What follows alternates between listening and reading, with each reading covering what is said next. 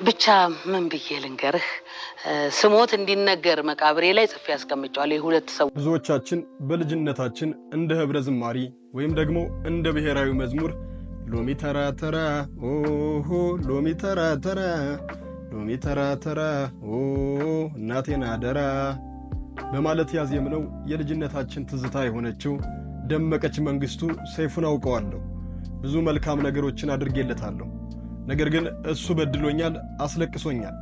የሞትኩ ቀን መቃብሬ ላይ እንዲነበብ ስለሱ ጽፌ ያስቀምጫለሁ። እውነቱን ያኔ የኢትዮጵያ ሕዝብ ያውቃል በማለት በልክ በቁጭት ደግሞም ከውስጥ በሚመነጭ ሐዘን ትናገራለች።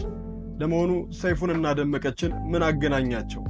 ምንስ ተፈጥሮ ነው የሚለውን ወደ እናንተ እናደርሳለን። ቪዲዮውን ላይክ እያደረጋችሁ አብራችሁን ቆዩ።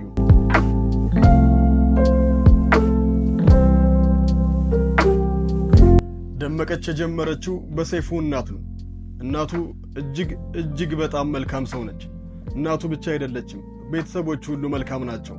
ለማካበድ ሳይሆን የእሱ እናት ሳህን ቤት አይውልም። የተቸገረን እያበላች እያጠጣች፣ የታመመን ሰው ለመጠየቅ የታሰረን ለመጎብኘት ሳህኗን ይዛ ስትዞር ነው የምትውለው። ደግ ሲበዛ የዋህ ነበረች። የኔና የሰይፉ ዝምድና የእሱ አባትና የኔ ባለቤት ታላቅና ታናሽ ወንድማማቾች ናቸው። ሰይፉ ማትሪክን የተፈተነው እኛ ቤት እየኖረ ነበር። ለሰው ውለታ ዋልኩ ተብሎ የሚነሳ ጉዳይ ባይሆንም ለሱ ግን መልካም አድርጌለት ነበር ትለናለች። ብዙ የኢትዮጵያ ሕዝብ የሚያውቃት የሚያስታውሳት እንደ ብሔራዊ መዝሙር ሸምድደን በጋራ በምናዜመው ሎሚ ተራ ተራ በሚለው ሙዚቃዋ ነው። አምሃራ ሳይንት ተወልዳ ያደገችው፣ ከዛም ወደ አዲስ አበባ በመምጣት በኢትዮጵያ ብሔራዊ ቲያትር ስራዋን የጀመረች፣ በወቅቱ ተወዳጅና ጥሩ አቀንቃኝ የነበረችው፣ አሁን ግን ሕይወት ጎንበስ ያደረጋት ደመቀች መንግስቱ ሎሚ ተራ ተራ። ታዲያ የሰይፉን በደል ደጋግማ እያነሳች ቤተሰቦቹን ግን ማመስገን ትቀጥላለች። ወንድሙ ጥላሁን ፋንታሁን እኔን አስታሞኛል፣ ከልጄ ጋር በመሆን ሕክምና እያመላለስ አሳክሞኛል፣ ደግ ልጅ ነው ይላሉ። አባቱ ግራዝማች ፋንታሁን ይባላሉ። የመንግሥት ሹመኛ ናቸው።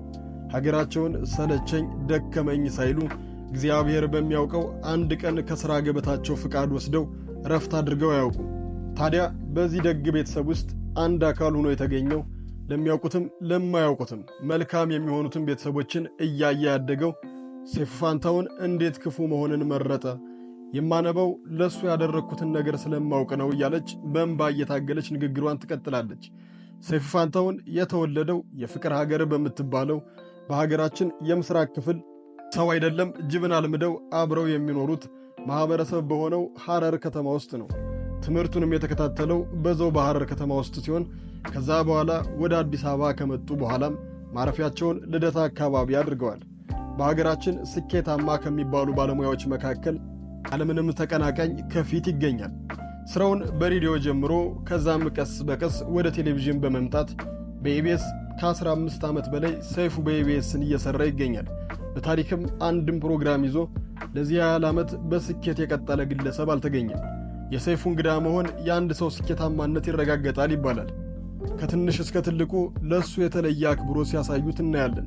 ብዙ ከካሜራ ጀርባ ያሉ ሰዎች ትልቁ ዕቅዳቸው ሰይፉ ጋር ስራን መስራት ነው። ለዚህ ደግሞ ትልቁ ምክንያታቸው ጥራት ያለው ስራን ከመስራት ባሻገር መልካም ልብ ስላለው ነው። ሰይፉ ለሰራተኞቹ እንደ ቤተሰብ ነው የሚቀርበው። ሁሉም ስኬታማ እንዲሆኑ ያግዛቸዋል። የሚያገቡ ከሆነ ሰርጋቸውን ደግሶ ጎጆ መውጫ ገንዘብ ከኪሱ አውጥቶ ሰጥቶ ሐዘናቸውንም ሐዘኔ ነው ብሎ ስለሚካፈል ተንሰፍስፈው ይወዱታል። ብዙ የኪነ ጥበብ ሰዎች ሰይፍዬ፣ ሰይፍሻ፣ ሰይፉ ብለው ሲጠሩት አጉልም አሽቃበጥ ሳይሆን ስስ ልቡን ስለሚያውቁ በሱ ምክንያት የተደረገላቸውን ማወቃቸው ነው። ብዙሃኖች በሱ ፕሮግራም ሕይወታቸው ተቀይሯል። ቬሮኒካ አዳነ፣ ጋዜጠኛ ናፍቆት ትዕግስቱ፣ ገነት ንጋቱ፣ ዘቢባ ግርማና ቁጥር ስፍር የሌላቸው የኪነ ጥበብ ሰዎች በሱ ድጎማ ኑረዋል። የተረሱ የተዘነጉ የኪነ ጥበብ ሰዎችን የሀገር ባለውለታዎችን በማስታወስ ይደግፋቸዋል። አዳዲስ ሰዎች ተሰጧቸውን እንዲያወጡ በቀናነት ይሠራል። ብዙዎቹ በሰይፉ ሾው የተረዱ ሰዎች በመጀመሪያ እሱ እስከ 500 ሺህ ብር እየሰጠ ችግራቸውን እንዲፈቱ ያደርጋቸዋል። አስገራሚው ነገር ግን በተደጋጋሚ ጊዜ የተለያዩ የኪነ ጥበብ ሰዎችም ሆነ ሌሎች ግለሰቦች የተደረገላቸውን ነገር በአደባባይ ሊያመሰግኑ ሲሉ ጉዳዩን አድበስብሶ ወይም ደግሞ ለሱ ትኩረት እንዳይሰጠው በማድረግ ያልፈዋል። ይህን ለማወቅ የተወሰኑ የኪነ ጥበብ ሰዎችን ቃለ ምልልስ ብቻ መመልከት በቂ ነው። የእሱን ደግነት ለማወቅ በቅርብ ያደረገውን የመቄዶንያ ገቢ ማሰባሰቢያን ብንመለከት ከበቂ በላይ ሆኖ እናገኘዋለን። ጤናውን እስከ ማጣት ደርሷል።